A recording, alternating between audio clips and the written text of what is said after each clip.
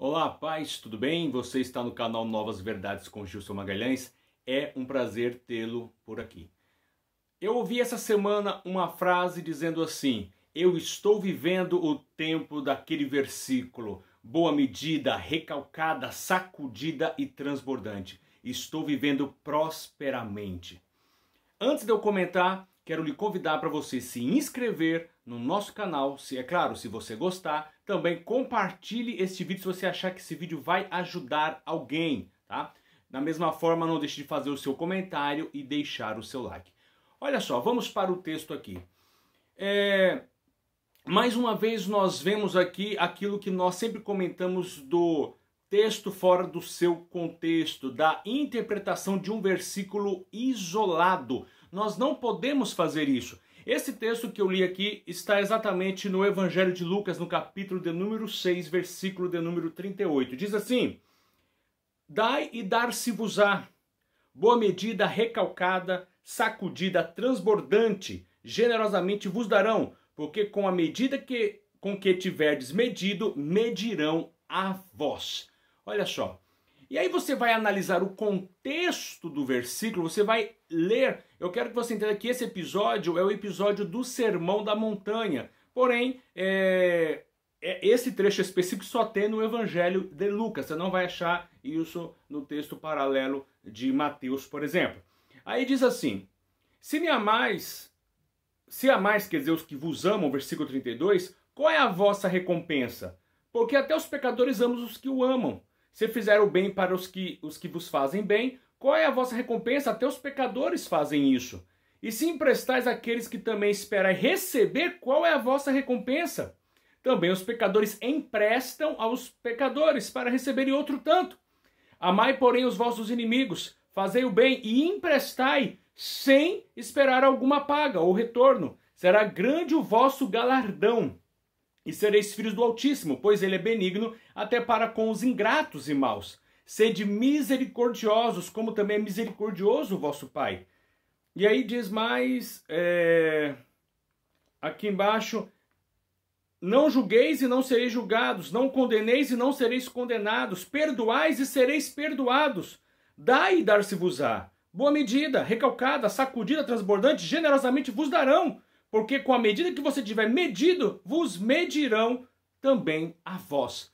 Então, olha do que o contexto está falando. O contexto está falando de generosidade, está falando de amor, está falando de perdão, está falando para não julgar, está falando até de emprestar. É a única hora que fala de dinheiro, de emprestar, e aqui não, também, é claro, não precisa ser especificamente dinheiro, mas emprestar para aquele que está passando necessidade. Então você generosamente empresta, você com amor demonstra a sua misericórdia, você perdoa, você não está ali para fazer acusações ou julgamentos, mas você está ali para demonstrar o amor de Deus para com esta pessoa. Então o texto está dizendo, quando você age dessa forma, você aí sim dai e dar-se-vos-á. Boa medida, recalcada, sacudida e transbordante vos deitarão o vosso regaço, como diz outra versão. Ou seja, virá até vós, ou seja, você age generosamente, você vai receber generosamente. É disso que o texto está falando. Não está falando de dinheiro, não está falando de oferta.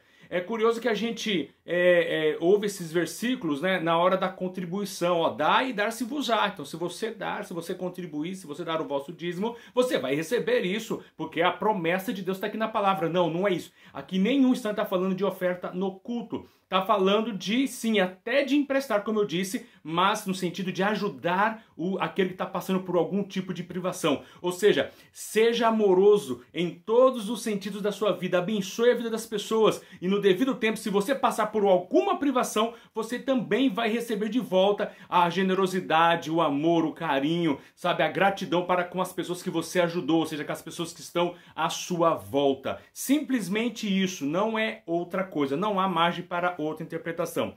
Eu estou lendo aqui, a Bíblia que eu estou lendo no momento, é a Bíblia de Estudo Plenitude, né? Aí olha que interessante, olha o comentário que tem aqui.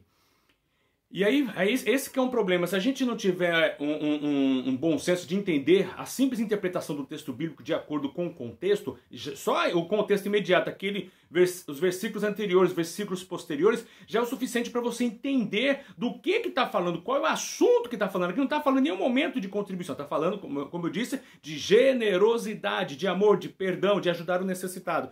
Agora, olha o comentário que tem aqui, ó. O título já diz assim, dinâmica do reino, nem vem aqui, prosperidade.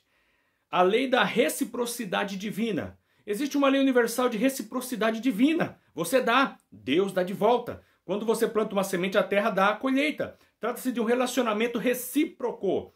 A terra só lhe pode dar quando você dá a ela. Você coloca dinheiro no banco e o banco devolve juros. Isso é reciprocidade. Olha que comentário absurdo. Aqui não está falando em nenhum momento do dinheiro, aqui está falando exatamente do relacionamento entre pessoas. Você dá às pessoas, você ajuda as pessoas e você pode ter certeza que na hora que você passar por privação, repito, elas vão lhe retribuir. É isso, porque o amor de Deus na sua vida vai inundar o coração dessas pessoas ao ponto de jamais elas deixarem você passar por privacidade. Essa é a promessa de Deus nesse versículo, não outra coisa, tá? Aí continua. Mas muitas pessoas querem algo sem dar em troca. Quando se trata das coisas de Deus, elas sabem que não é assim no sistema no mundo. Entretanto, elas sempre esperam que Deus lhes envie algo, mesmo quando elas não investiram no reino de Deus. Eu até concordo que investir no reino de Deus é investir no próximo. Como eu disse, no amor, na ajuda, sabe? Não, deu para entender, né? Se você não está investindo seu tempo, talento, compromisso e o seu dinheiro, por que quer ganhar alguma coisa?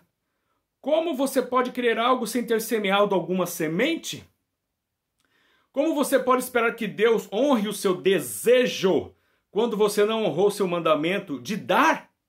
A prosperidade começa com investimento. Olha que comentário abjeto, absurdo, nojento. Não é isso que o texto está falando. Então você vê aqui a mudança total do sentido. Então como que você vai receber alguma coisa se você não investiu? Não é isso. Agora, se você mudar isso daqui e entender que está se referindo aqui, está bem claro, entendeu? Não, está bem claro, não tem outra interpretação aqui. O texto está dizendo que é generosidade, é amor, compaixão.